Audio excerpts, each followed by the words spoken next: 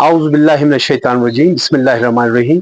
मैं सबसे पहले आप सब प्रेस वालों का बड़ा शुक्रगुज़ार हूँ कि आपने अपना कीमती वक़्त यहाँ निकाल के आप यहाँ आए। तो मेरी जो प्रेस कॉन्फ्रेंस है, इसका मुतालबा या इसका जो करने का जो मकसद है, वो ये है कि क्योंकि आपको पता है कि बारामूला में असेंबली इलेक्शंस करीब आ रहे हैं, तो डेट भी आ चुका है। तो जहाँ तक बारामूला डिस्ट्रिक्ट, ये एक हिस्टोरिकल डिस्ट्रिक्ट रह चुका है और ये जो डिस्ट्रिक्ट है इसको गेटवे ऑफ ट्रेड भी कहा जाता था, वक्त ऐसा था। और जहां तक बारामूला कॉन्स्टिट्यूंसी की बात करें या बारामूला टाउन की बात करें, आप यहाँ पे जब हम नजर मारते हैं, नजर दौड़ाते हैं पिछले तकरीबन 20-30 साल से, तो यहाँ पे हमेशा आप देखेंगे यहाँ पे बारामूला की जो खस्ता हाली है वो ही नजर आ रही है।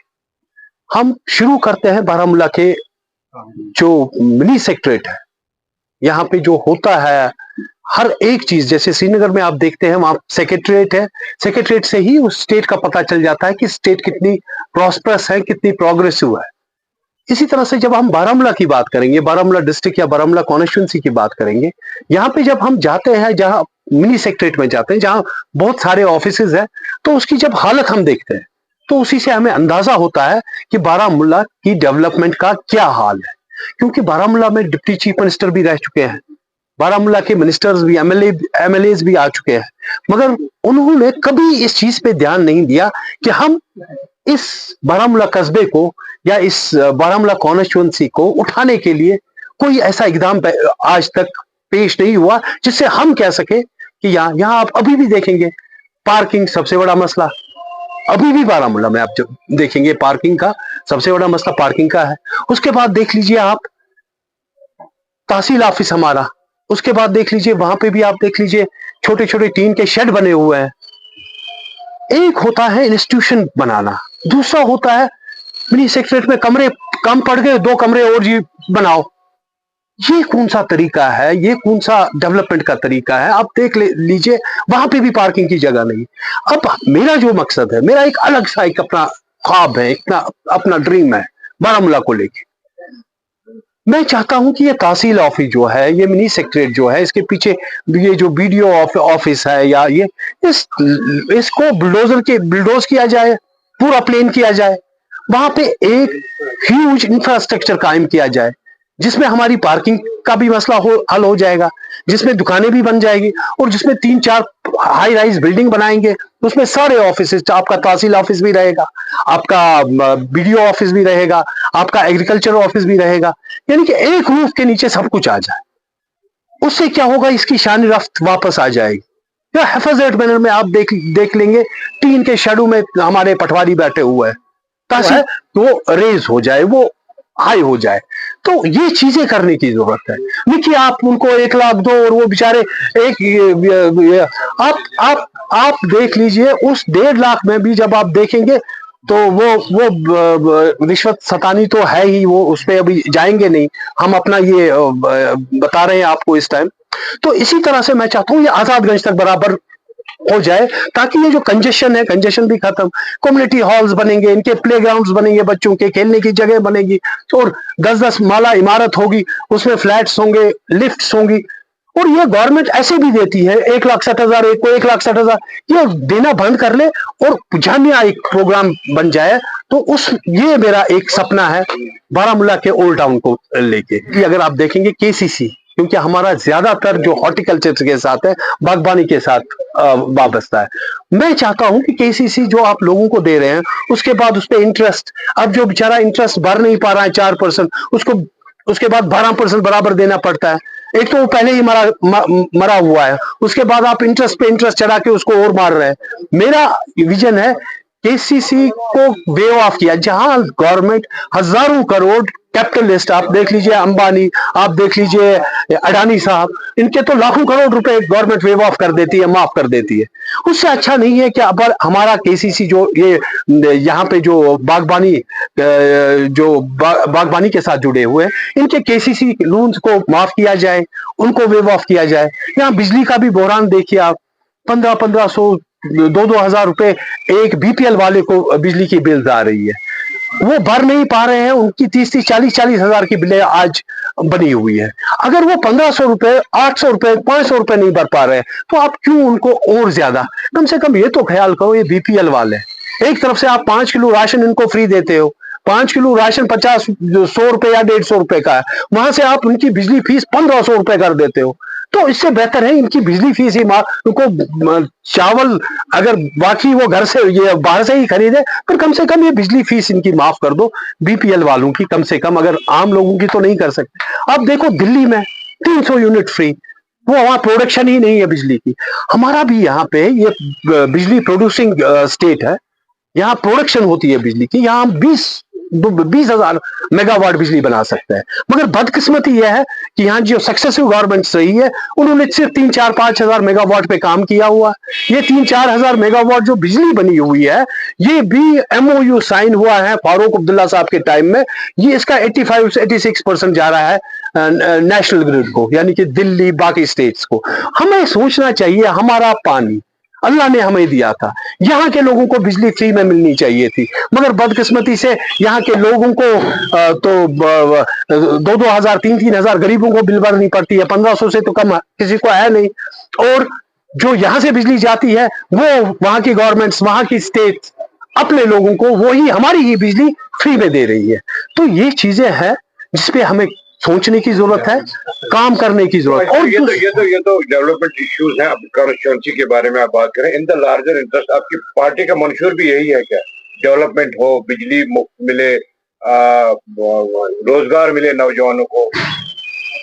देखिए, यहां हम दो चीजों में फंसे हुए हैं, एक होता है बेसिक एम्यूनिटी और दूसरा होता है डेवलपमेंट। ये दो अलग चीजें। बेसिक एम्यूनिटीज में हमारा क्या आता है, हमारा पानी, बिजली, ये गवर्नमेंट को देनी है, सड़कें, ये बाउंड है गवर्नमेंट हमें देने के लिए। मगर जब हम डेवलपमेंट की बात करते हैं, डेवलपमेंट क्या होता है? डेवलपमेंट होता है जब आप रोजगार दोगे लोगों को। और रोजगार कैसे आप दे सकते हो? आपको यहाँ प्राइवेट सेक्टर लाने की जरूरत, यहाँ पे इंडस्ट्रियलाइजेशन की जरूरत है, उससे यहाँ पे रोजगार आएगा।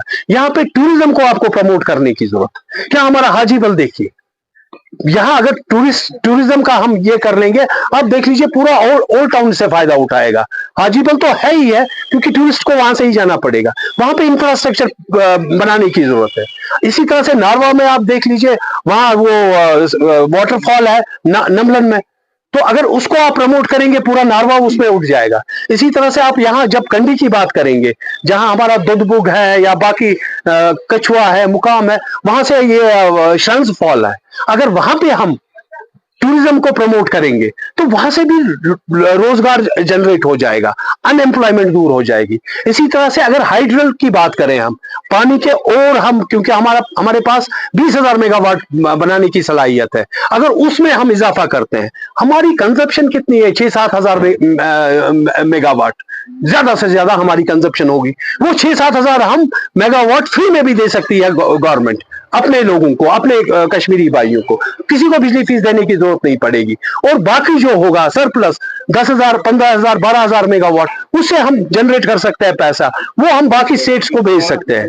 तो है हमारे पास, एक तो हो गया हम खाली हो, हमारे पास है, मगर हमारे पास पॉलिटिकल विल नहीं है। अगर हम लीडर्स के पास, जो इससे पहले सक्सेसिव गवर्नमेंट रह चुकी हैं, उनके पास पॉलिटिकल विल होता यहाँ के लोगों को अपलिफ्ट करने का, यहाँ के जवानों को, बेरोजगार जवानों को, उनको रोजगार देने का, तो ये इन चीजों पे काम करते। मगर बदकिस्मती से न इनने हाइड्रल सेक्टर को छेड़ा, ना आज तक हॉर्टिकल्चर को इन्होंने छेड़ा, इन्होंने टूरिज्म को छेड़ा। इन्होंने हमेशा हमको यही 2003, अब देखिए 60,000 कैजुअल लेबर्स हैं जो 20-20 साल से बेचारे कैजुअल ही है, तो उनको फंसा के रखा है, न उनको काम करने दिया जा रहा है, और उनको यही 5-6 हजार में वो क्या कर लेंगे, 7 हजार में वो अपने बच्चे पालेंगे, उनकी स्कूल की फीसेज आप देख लीजिए कितनी है, वो क्या करेंगे? उनको अभी तक परमानेंट नहीं किया जा रहा है।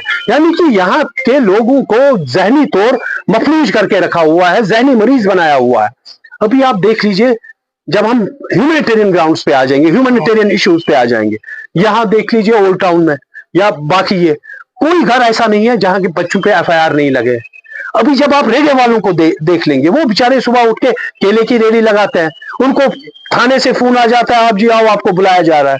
वो जब थाने में जाते हैं उनको 4-4 घंटे 6-6 घंटे वहां पे बिताया जाता है। एक वो 500 रुपए कमाने के लिए रेडी पे बैठा है, जब वो उठ के चला गया थाने में और पूरा दिन वहां पे उसको बिठा के रखा गया, 500 कमाने की बजाय उसका 3-4 हजार का नुकसान, क्योंकि पेरिशेबल आइटम है, वो जाया हो जाता है। तो ये है हालत हमारे नौजवानों की। यहाँ पे जो बेचारे कम से कम अपना हैंड टू माउथ जो करते हैं, तो ऐसा है। आप देख लीजिए आजकल और भी एक ट्रेंड मुझे सुनने में मिला है, 10-10 FIR जिनके हैं उनका कभी बेचारों का तारीख मिस हो जाता है। जब तारीख मिस हो जाती है तो जज साहब ने आज क्या किया हुआ है, जिसकी तारीख मिस हो गई उसको 20,000 रुपए जुर्माना लगा दो। जब तक वो 20,000 बेचारा भरेगा नहीं तब तक वो छूटेगा नहीं।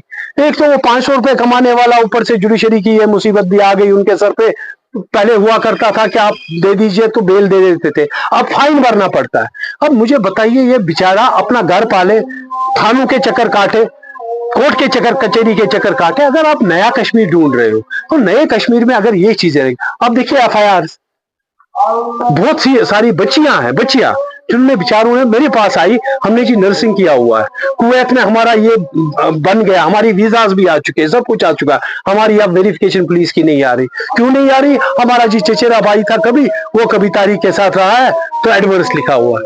क्या उस चचेरे भाई की सजा अब इस बच्ची को मिलेगी? तो आपको देखना पड़ेगा, यहाँ पे बेरोजगारी है, तो अगर कोई कमाने के लिए बाहर जा रहा है तो कम से कम उसको तो ये मौका मिलना चाहिए अपना रोजगार कमाने का। एक सवाल है मेरा, जहां तक पार्लियामेंट इलेक्शन की आपने बात की, आपने बिल्कुल सही कहा। पार्लियामेंट इलेक्शन में लोगों ने अपने मुल्क को ये दिखाया कि हम तिहाड़ जेल के साथ हैं।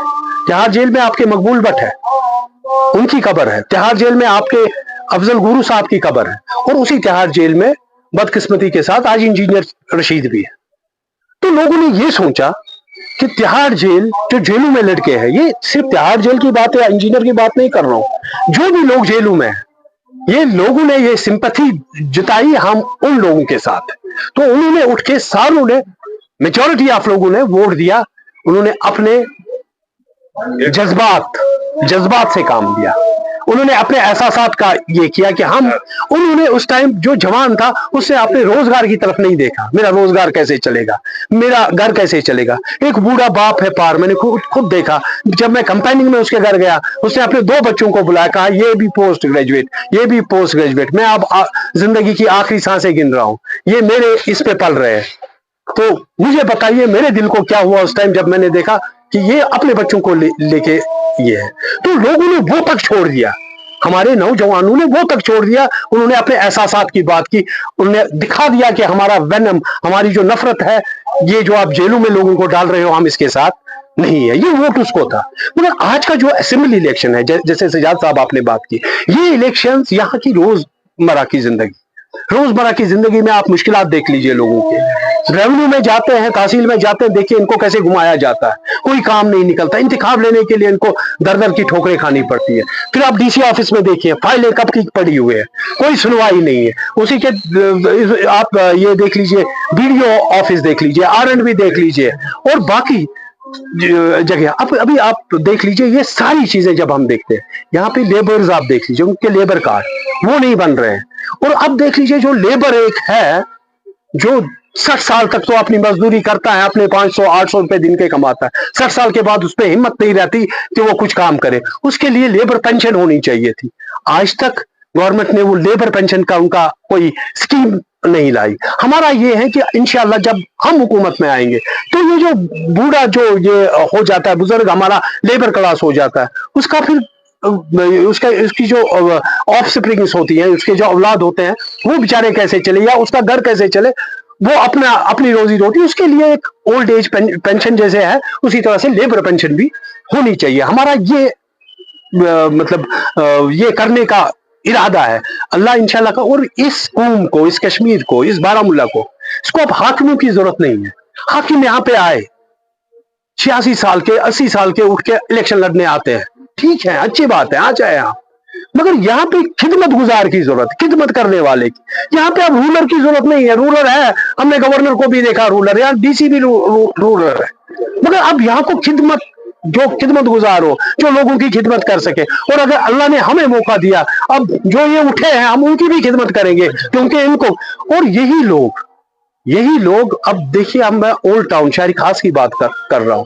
ये लोग इसको बंजर जमीन कहते थे। बंजर जमीन क्यों कहते थे? ये जो आज उठे हैं, क्योंकि ये बेचारे वोट नहीं डालते थे।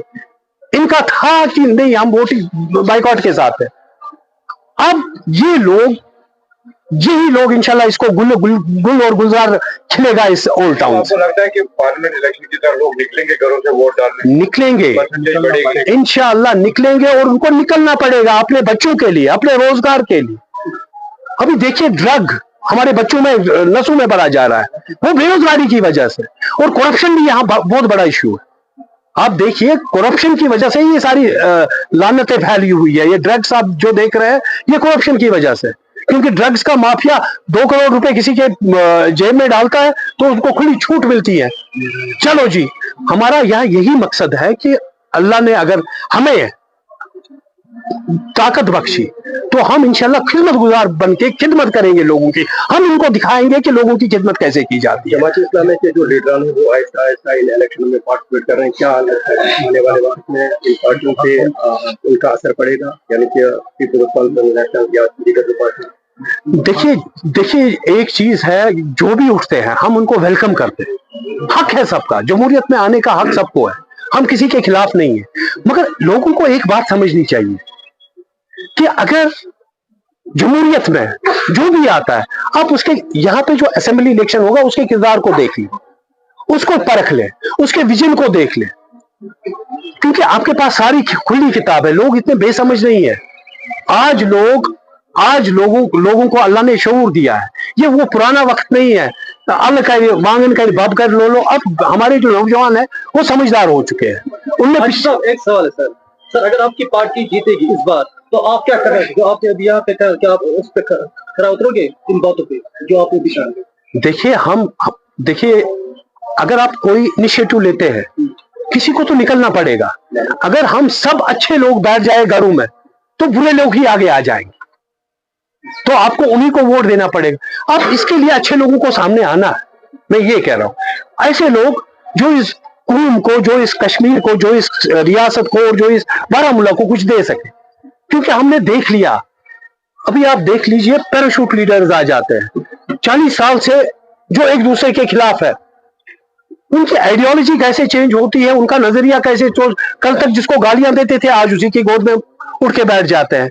हमारी लीडरशिप जो है, उनको भी कहिए, हमारे आम लोग, लीडरशिप आप छोड़ दीजिए, हमारे आम लोगों को आप परखना चाहिए।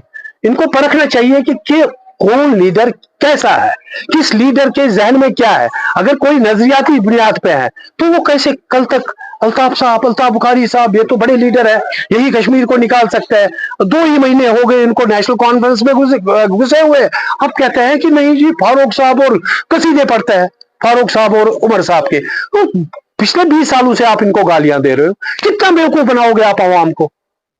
क्या आप ये सही करो, उस टाइम आप ठीक थे जब आप अल्ताफ साहब की अपनी पार्टी में थे, आज आप नेशनल कॉन्फ्रेंस में हो, क्या आज आप ठीक हो? मुझे जरा बता दीजिए ना। अगर ऐसी चीजें चलेगी, पैराशूट से आएंगे बंदे, तो लोगों के मैंडेट को लोग आप ये सब कुछ समझ रहे हैं। अभी हम बात करेंगे दूसरे बड़े बेग साहब की, उनका भी पता नहीं चलता है। एक दिन वो पीडीपी में जाते हैं, मुफ्ती साहब की कब्र पे जाते हैं और कहते हैं कि मैं यहां से कब निकला। दूसरे दिन बीजेपी के जलसे में जाते हैं जम्मू, वहां पे कहते हैं कि हम जी बीजेपी के साथ हमारा कोई ताल्लुक ही नहीं है। तीसरे दिन किसी और, यानी कि जिन लोगों को खुद का पता नहीं है हमारा घर का है, वो लोगों को क्या दिखाएंगे क्या आपके घर का है। देखिए, एक चीज है, एक लीडर जो होता है उसका विजन जो होता है वो एक ही होता है। वो अपनी आइडियोलॉजी बार बार बदलता नहीं है। और जो लीडर जिनकी आप बात कर रहे हैं, उनको खुद भी पता नहीं हम जा कहां रहे हैं, वो कौन को क्या डायरेक्शन देंगे। एक बार वो पीडीपी में कहते हैं पीडीपी अच्छी है, दूसरी बार सजाद साहब की पार्टी में हम जी आए नहीं, हम जी हिमायत करते हैं, तीसरी बार महबूबा मुफ्ती साहिबा के पास जाते हैं, अब चौथी बार उठ के आ जाते हैं इंडिपेंडेंट लड़ने के लिए। यानी कि जिनको अपने घर का खुद रास्ता पता नहीं कि हम क्या करने जा रहे हैं, वो कौन को क्या डायरेक्शन देंगे। मेरा सवाल यही है कि पहले अपने आप को क्लियर कर दे, फिर कौन को उस राह पे चला है। आप मेरी बात समझ रहे हैं? मैं यही कहना चाहता हूं कि जो अपना फैसला अभी करने के, जिनको अपना फैसला नहीं करना, अभी देखिए मेरे पास भी लोग आए, आप उठ के आसिफ साहब ये कर लीजिए, आपको पूरा बारामूला वोट करेगा, आपको सब वोट करेंगे, आपने ये आपकी पार्टी। मैंने कहा मैं 20 साल से एक पार्टी के साथ, जिस 20 साल में चाहे कैसा भी लीडर हो, उसने मुझे हाथ पकड़ के सिखाया, और आज मैं आप लोगों के सामने बात कर रहा हूं। अगर मैं उसका नहीं हुआ, उसका लॉयल नहीं हुआ, अगर मैं उसका वफादार नहीं हुआ, तो मैं आवाम का वफादार क्या हूंगा? और मुझे बताइए ना, मैं जिन लोगों के पास जाऊंगा, उनसे वादे करूंगा, मैं उनका वफादार कैसे हो सकता हूं जब मैं अपने घर का वफादार नहीं हुआ, जिससे मुझे इस कुर्सी पे बिठाया? तो मैं दूसरी पार्टी में दूसरी जगह हारना पसंद करूंगा, यहां पे हारना पसंद करूंगा, मगर वहां की जीत मंजूर नहीं करूंगा। मैं वो बंदा नहीं। तो मैंने यही अपना समझा, मैं अपने जिस प्लेटफॉर्म पे हूं, मैं उसी पे खड़ा होके अपने अवाम के पास जाऊंगा। अगर